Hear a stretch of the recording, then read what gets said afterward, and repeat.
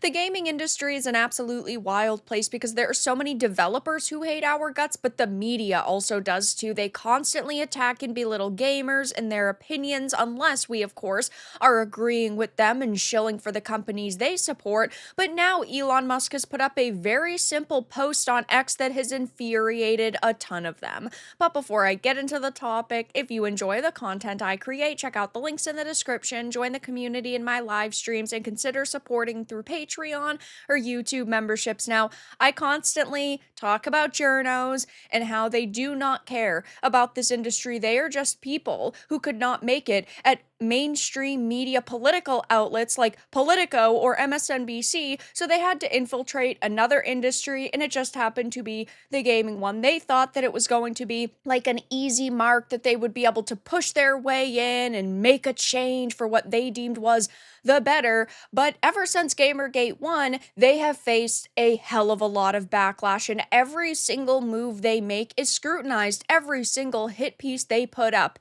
is called out by somebody online, and it's really only gotten worse for them over the past year since the beginning of Gamergate 2, because gamers are sick and tired of being disrespected by the people who need us, the CEOs and the developers, the narrative consultants, and even the journos. They need us to read their articles or purchase their games, and without us, this industry would not exist. You'd think that they would try to show us a little bit of respect, but they never do, and they get absolutely roasted every single time. And people like Elon Musk have been very vocal on this. He put up this post that has infuriated a ton of people, and all he said very simply was, video game journalism is garbage, which, yes, we've all been saying for years and years and years, and it's always great to see someone with so much sway saying the same things that we are, having the same opinions that we do. Maybe you like Elon Musk, maybe you don't, but I think at the end of the day, most of us can agree that he is 100% correct here.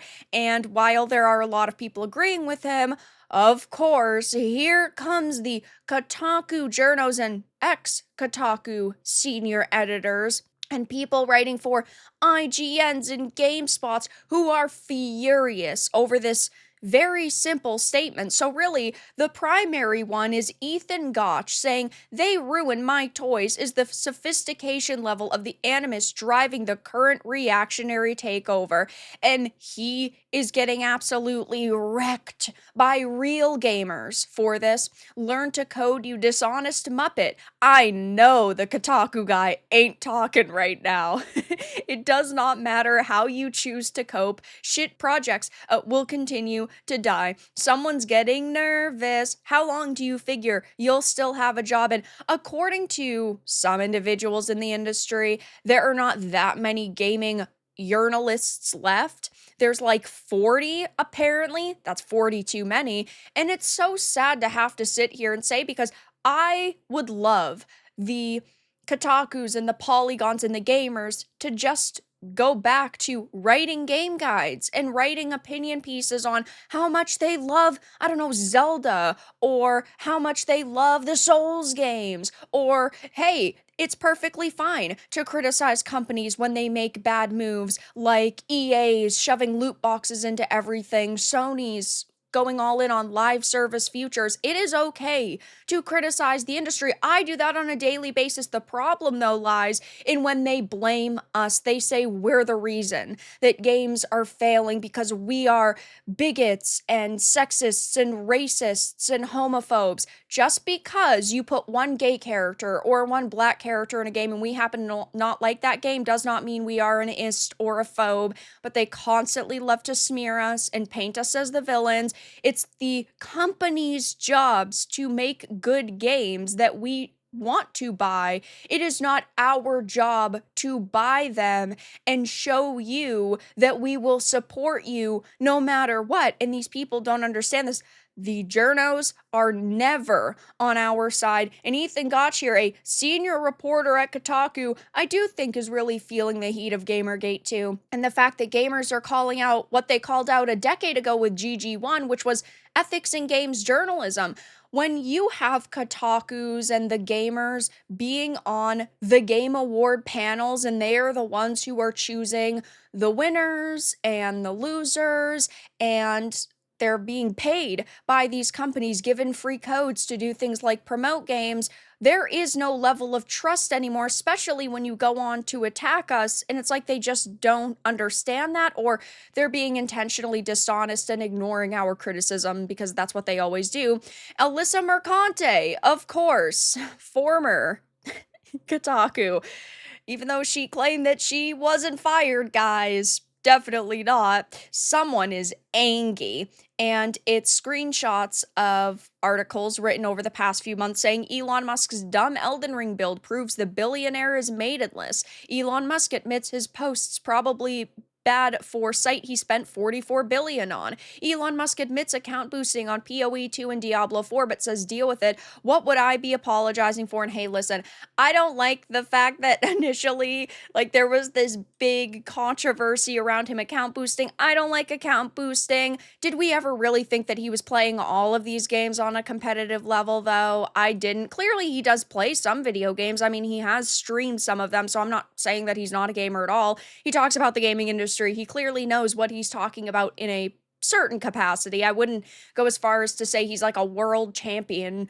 but he still does know a little bit, and that clearly pisses off some of the people that he now is going after. I mean, sure, this Kotaku article is in part a jest, but you know that on a deeper level, the only reason why it was written is because these people are desperate to find any angle they can to attack people like Elon Musk. And again, you might not like his political leaning. You might not like his opinion. You might not believe in Doge. You don't have to, but he's still speaking the truth. Because video games journalism is an absolute state of disaster. It is trash. It is garbage. And you have people like Alyssa saying someone is angry. If she wanted to prove her point, she could have came out and given a very logical explanation as to why she does not agree with him, why she thinks that video game journalism is important.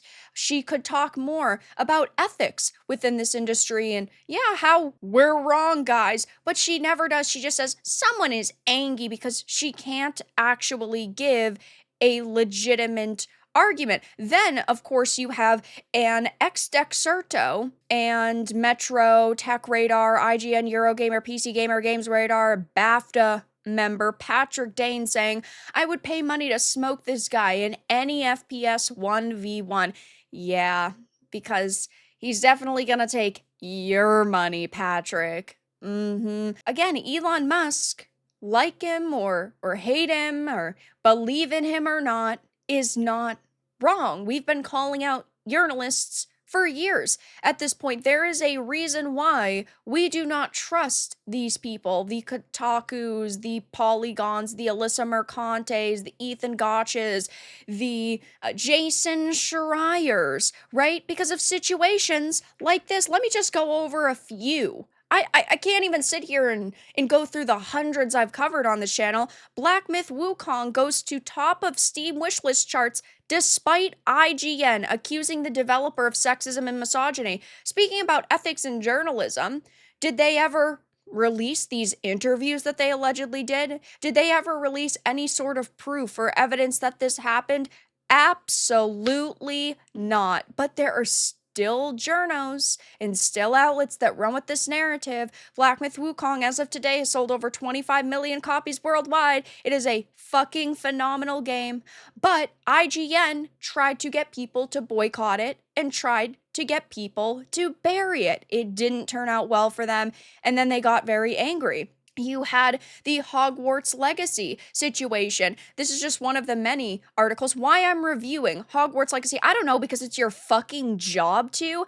It's like when I talk about games I think are going to be complete garbage on this channel, 95% of the time I still play them. Dustborn, Suicide Squad Kill the Justice League, Flintlock The Siege of Dawn, Concord, Dragon Age The Veilguard. I do not think I am going to like these games, but it is still my job to play them. It is still my job to talk about them, and because I talked about them, I feel it's only fair that I give it a shot. Even if I don't do a whole playthrough, like I could not get through Dustborn, I still wanted to give it the benefit of the doubt because maybe I would be wrong. But these people demanded gamers boycott Hogwarts Legacy because they disagree with J.K. Rowling's stance on the world.